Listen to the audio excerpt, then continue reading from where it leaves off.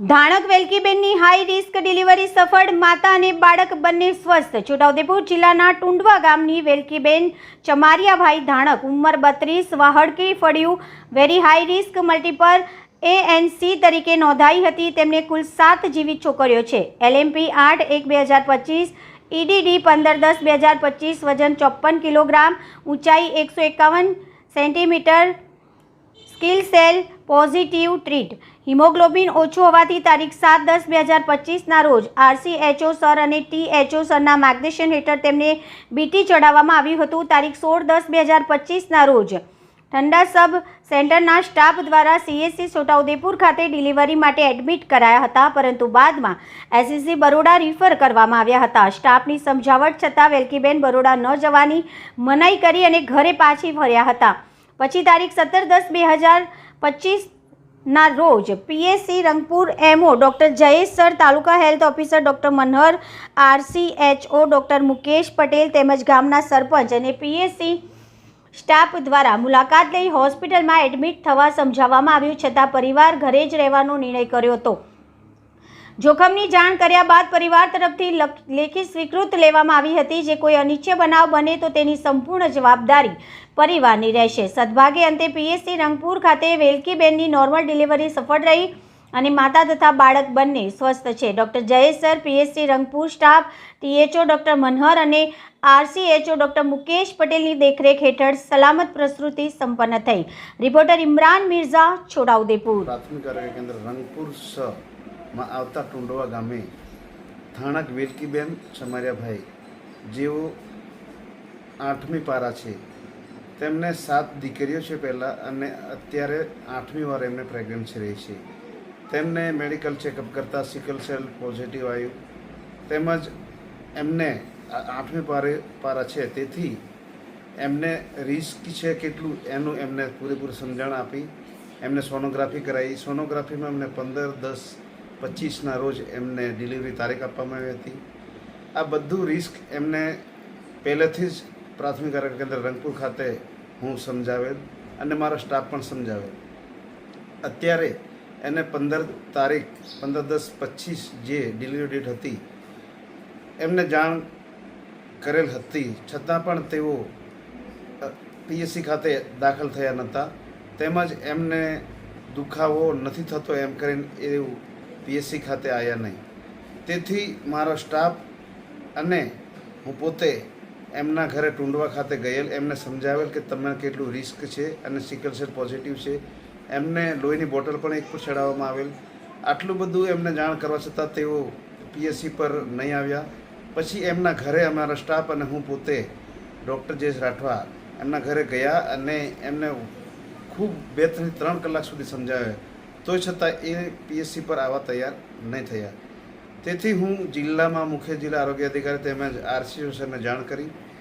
તેઓ જિલ્લામાંથી doctor Mukesh Patel, RCHO sir, તેઓ પોતે મારી સાથે અને taluka health officer doctor Manhar Rathwa તેઓ પણ મારી સાથે આવ્યા અને ટુંડવા મુકામે એમના ઘરે ગયા।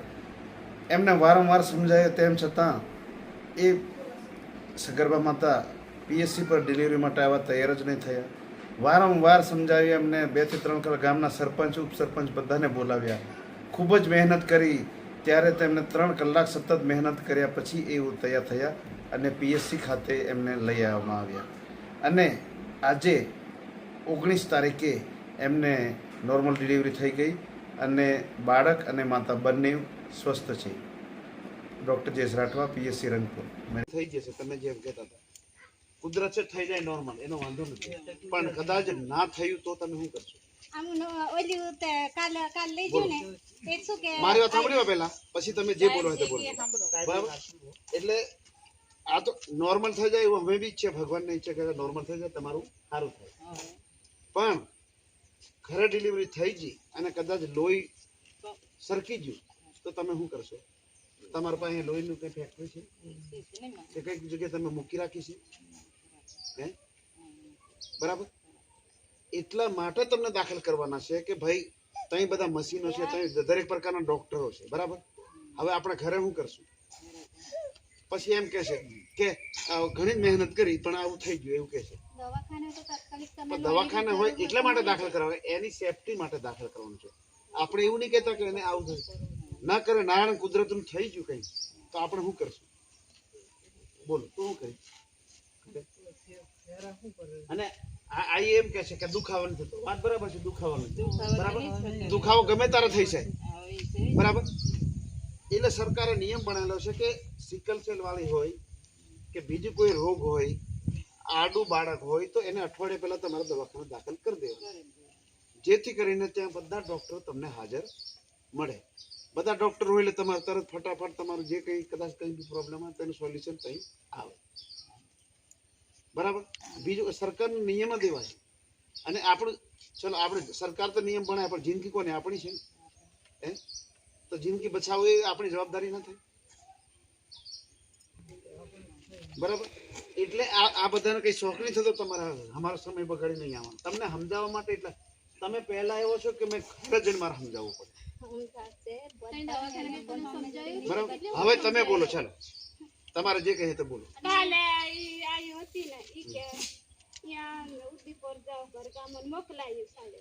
પછી ઈ કે અમારા હાથમાં પૈસા નથી, અમે ખાલી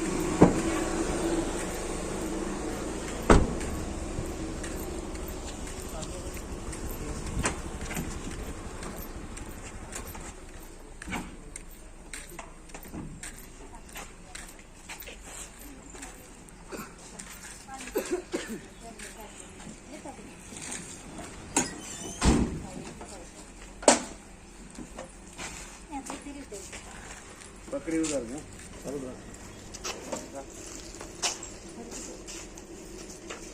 पकड़ घर में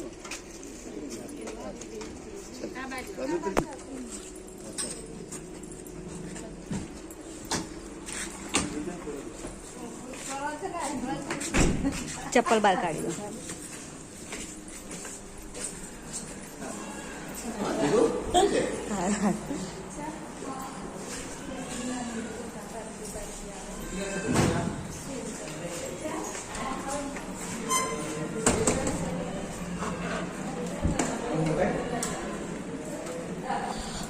આવડે જ પેલું એથી પસંદ કર્યું બ્રધર એથી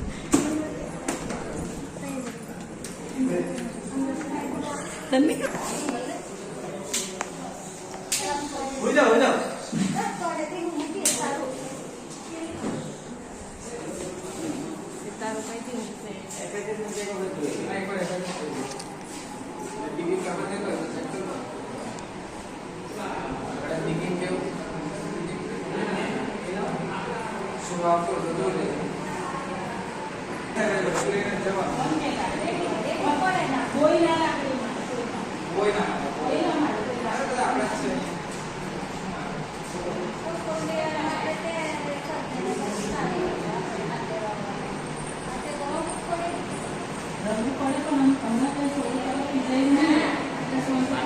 આ કેરી તો